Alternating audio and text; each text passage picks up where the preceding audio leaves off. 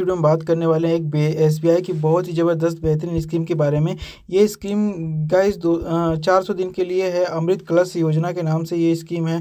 लगभग ये स्कीम जो है 31 मार्च 2025 को एक्सपायर होने वाली स्कीम है। ख़त्म होने वाला डेट इसका इन डेट 31 मार्च 2025 का है।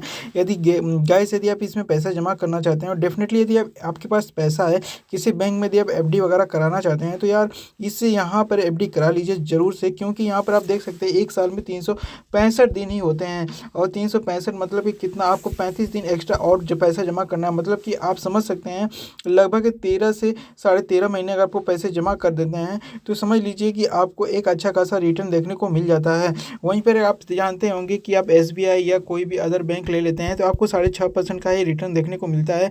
मैक्सिमम 6.8% का ही रिटर्न देखने को मिलता है, लेकिन यहाँ पर आपको 6.6% या फिर 8% तक का आपको रिटर्न देखने को मिल जाता है। तो इसीलिए मैं कहूँगा जो 400 की जो स्कीम है ना, ये करंट टाइम में काफ़ी पॉपुलर स्कीम है। करीब ये अगस्त में आई थी, अगस्त 2024 में ये स्कीम आई थी। तो उससे तब तक अभी 31 मार्च 2025 तक की स्कीम चलने वाली है।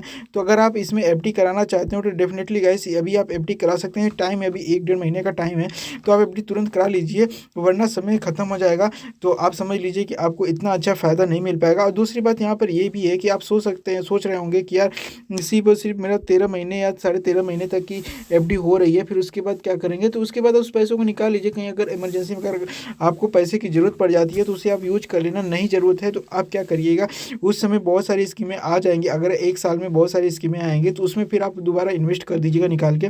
लेकिन अभी अगर आप चाहें तो उसमें आप इन्वेस्ट कर दीजिए। देखिए यहाँ पर अगर हम बात करें इंटरेस्ट रेट की, तो सीनियर सिटीजन को 7.6 या फिर 7.8% का भी इंटरेस्ट रेट मिलता है। आप ब्रांच में जाकर कंफर्म करेंगे तो आपको 8% तक का आपको इंटरेस्ट इस पर मिल जाएगा 1 साल के लिए। बाकी नॉर्मल लोगों को यहाँ पर 7.1% का इंटरेस्ट रेट मिल जाता है। दोस्तों इसमें आवेदन करने के लिए आप इस स्कीम में ऑनलाइन आवेदन कर सकते हैं, ऑफलाइन भी आप आवेदन कर सकते हैं, या फिर आप अपना जो है यूनो जो एप्लीकेशन है, अपना जो यूनो एप्लीकेशन में नेट बैंकिंग के थ्रू भी आप आवेदन कर सकते हैं। या फिर आप अगर कुछ भी नहीं पता है, कुछ भी समझ में नहीं आ रहा है तो और डायरेक्ट ब्रांच में जाइए और ब्रांच में आप आवेदन कर सकते हैं। और सबसे बड़ी बात इसमें आप 1,000 रुपये से भी एफडी कर सकते हैं। आप 1,000 रुपये का भी अगर एफडी कराते हैं तो आप अगले 13 महीने तक एफडी करा सकते हैं। तो 1,000 रुपये कौन एफडी कराता है गाइस? तो कम से कम आपको मिनिमम 10,000 रुपये की तो एफडी कराना ही चाहिए। 10,000 रुपये आप एफडी कराएंगे तब पर भी आपका 1 साल बाद कुछ न कुछ अच्छा खासा अमाउंट बढ़ ही जाएगा। बाकी अगर आपके पास ज़्यादा पैसा है, जैसे कि 50,000, लाख, 2 लाख, 4 लाख, 10 लाख हैं, तो आप एफडी करा सकते हैं। तो इसमें आपको काफ़ी अच्छा बेनिफिट मिलने वाला है, क्योंकि 1 साल बहुत ज़्यादा समय नहीं होता है और 1 साल में आपको अगर पैसा में अगर आज काफ़ी अच्छा खासा ग्रोथ अगर दिख रहा है तो डेफिनेटली आपको करा लेना चाहिए। जैसे कि यहाँ पर आप देख सकते हैं कि एफडी पे क्या इंटरेस्ट रेट करंट टाइम में चल रहा है। यहाँ पर आप देख सकते हैं 7.7 से 45 दिन पे आपको इतना % इंटरेस्ट मिल रहा है। और वहीं पर अगर आप 180 दिन की बात करें तो यहाँ पर 7% का इंटरेस्ट रेट मिल रहा है। वहीं पर 210 दिन का बात करें तो यहाँ पर देख सकते हैं कि करीब आपको 6.25% यहाँ पर सीनियर सिटीजन को 6.5% या 6.7% का मिल रहा है। यहाँ पर अगर 1 साल के आसपास अगर करते हैं 211 दिन से अधिक तो यहाँ पर 6.5% सीनियर सिटीजन को 7%। और यहाँ पर 1 से 2 साल के लिए कर रहे हैं, 2 साल के लिए, तो यहाँ पर आप देख सकते हैं सिर्फ और सिर्फ करीब कितना मिल रहा है आपको 6.8% का, सीनियर सिटीजन को 7.3% का इंटरेस्ट रेट मिल रहा है। वहीं पर अगर आप 5 साल के तक अगर एफडी कराते हैं 5 साल के लिए तो आपको 6.5% का और सीनियर सिटीजन को 7.5% का इंटरेस्ट रेट मिल रहा है। वहीं गाइस यहाँ पर आप देखेंगे कि जो अमृत विष्ट योजना है, ये अमृत कलश योजना है, अमृत कलश योजना में जो 400 दिन का है, अमृत विष्ट तो 444 दिन का होता है।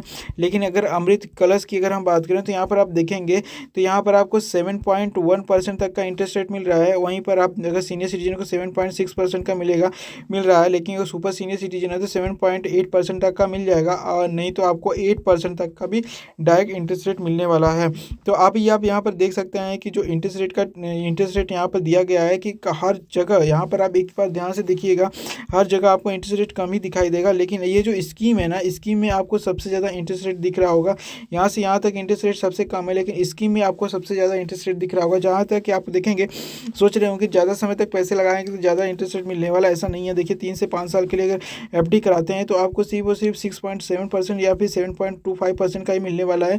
लेकिन यदि आप देख सकते हैं कि यदि आप स्कीम के थ्रू मात्र आपको 1.5 साल भी पैसे नहीं लगाना है, मात्र 1.01 लगाना है या फिर 1.2 ईयर, ये दोनों ईयर में है, मतलब कि 1 साल से थोड़ा सा अधिक पैसा, अगर हम थोड़ा सा अधिक समय के लिए पैसा लगाएंगे तो आपको हाईएस्ट रिटर्न मिलने वाला है 444 दिन, और 400 दिन में देख लीजिए कितना समय, कितना साल हो रहा है। वहीं पर अगर आप देखिए 2 साल 3 साल 5 साल के लिए एफडी कराते हैं फिर भी आपको रिटर्न बहुत कम मिल रहा है। सबसे बड़ी प्रॉब्लम दोस्तों ये है कि यहाँ पर देखेंगे कि ये 31 मार्च 2025 को ये एक्सपायर होने वाला है, मतलब ख़त्म होने वाली है स्कीम।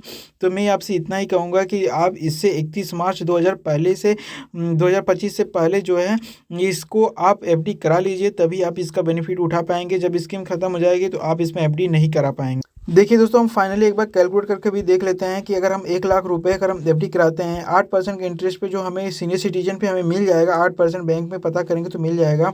तो आप यहाँ पर देखेंगे कि जो हमारा 400 दिन के लिए हम एफडी कराते हैं या फिर 444 दिन के लिए एफडी कराते हैं, तो यहाँ पर आप देखेंगे कि ये 444 या 400 दिन अगर करेंगे तो हमारा 13 से 14 महीने आएंगे। और यहाँ पर आपको जो टोटल रिटर्न बन जाएगा, हमारा जो टोटल बन जाएगा वो 9,682 रुपये बन जाएगा 1 लाख रुपए पे। जो हमारा टोटल जो अमाउंट बनेगा 1,09,682 रुपये हमारा बन जाएगा। और यहाँ पर आप देख सकते हैं कि मैंने अभी 8% किया था, थोड़ा सा मैंने हमें चेंज कर दिया है, और हमने नॉर्मल लोगों को अगर हम देखें तो इतना मिल जाएगा। आप जाएंगे पता करेंगे तो 7.8% का मिल जाएगा नॉर्मल लोगों को। तो अगर 14 महीने के अगर 400 दिन का या भी हम 444 दिन के हिसाब से कंपेयर करें तो कैलकुलेटर करें तो यहाँ पर जब देखेंगे कि 9,431 रुपये आपको मिल जाएगा। जो टोटल अमाउंट 1 लाख रुपये भी आपका मिलेगा वो 1,09,434 रुपये आपको मिल जाएगा। दोस्तों, हमने इंटरेस्ट वगैरह की सारी चीज़ें तो बात कर लिया। अब हम यहाँ पर एलिजिबिलिटी क्राइटेरिया और डॉक्यूमेंट की बात कर लेते हैं। जो कि एलिजिबिलिटी क्राइटेरिया की अगर हम बात करें तो यहाँ पर कोई भी एफडी करा सकता है। आपकी एज बस 18 साल से ऊपर की होनी चाहिए। यदि आप नाबालिग हैं तो अपने पिता के साथ, अपने पेरेंट के साथ अपना एफडी वगैरह करा सकते हैं।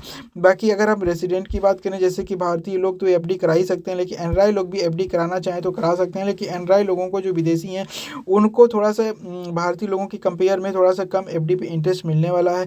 बाकी एफडी की अगर जो अमाउंट की बात करें तो देखिए दोस्तों, एफडी पे अलग अलग अमाउंट होता है अलग अलग बैंकों के लिए। कुछ बैंकों के लिए मिनिमम बैलेंस कम से कम 10,000 रुपये होता है। कुछ बैंकों के लिए मिनिमम बैलेंस एफडी के लिए कम से कम 15,000 रुपये होता है। लेकिन यहाँ पर एसबीआई, यूनियन, बड़ौदा, इसमें जो है मिनिमम बैलेंस एफडी के लिए 1,000 रुपये होता है। अगर आप 1,000 रुपये भी एफडी कराना चाहे, 400 दिन, 444 दिन, 2 साल 3 साल के लिए एफडी कराना चाहे, 1,000 रुपये पर भी आप एफडी करा सकते हैं, उसमें कोई दिक्कत नहीं होने वाली है। बाकी डॉक्यूमेंट की अगर हम बात करें तो डॉक्यूमेंट में आपका जो आधार कार्ड है, पैन कार्ड है, बिजली का बिल है या पासपोर्ट है, या फिर ये सारी चीज़ें आप लगा सकते हैं, राशन कार्ड भी लगा सकते हैं।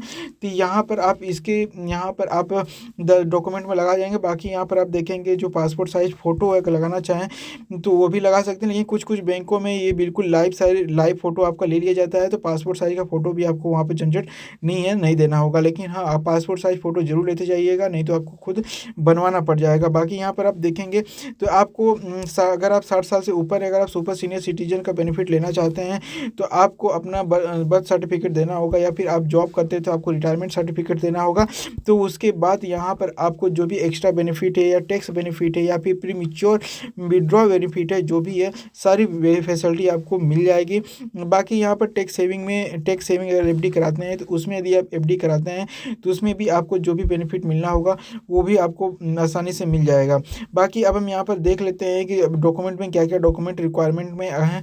जैसे कि अगर आइडेंटिटी प्रूफ की बात करें तो उसमें पैन कार्ड, आधार कार्ड, वोटर आईडी, पासपोर्ट या फिर ड्राइविंग लाइसेंस आ जाता है। क्योंकि आइडेंटिटी प्रूफ एक पहचान पत्र होता है जिसमें आपका एड्रेस वगैरह नहीं होता है, तो इसमें आप पैन कार्ड, आप पहचान पत्र के रूप में पैन कार्ड, आधार, वोटर आईडी, पासपोर्ट और ड्राइविंग लाइसेंस लगा सकते हैं। लेकिन एड्रेस प्रूफ की बात करें तो एड्रेस प्रूफ में पहचान पत्र के साथ साथ एड्रेस प्रूफ, आपका एड्रेस कन्फर्म होना ही चाहिए, इसीलिए यहाँ पे पैन कार्ड को ऐड नहीं किया जाता है। इसमें आधार कार्ड, पासपोर्ट है, वोटर आईडी कार्ड है, ड्राइविंग लाइसेंस है, बिजली का बिल, पानी का बिल, टेलीफोन बिल भी लगा सकते हैं, क्योंकि इसमें आपका एड्रेस भी दिया रहता है। बाकी आप जैसे कि मैंने आपको बताया, फ़ोटो आप देना चाहें तो दे सकते हैं, वरना आपका फ़ोटो ज़रूरत नहीं होती है, क्योंकि सारी चीज़ें आज के डेट में डिजिटल हो गया है, तो आपका डिजिटल भी फ़ोटो लिया जा सकता है।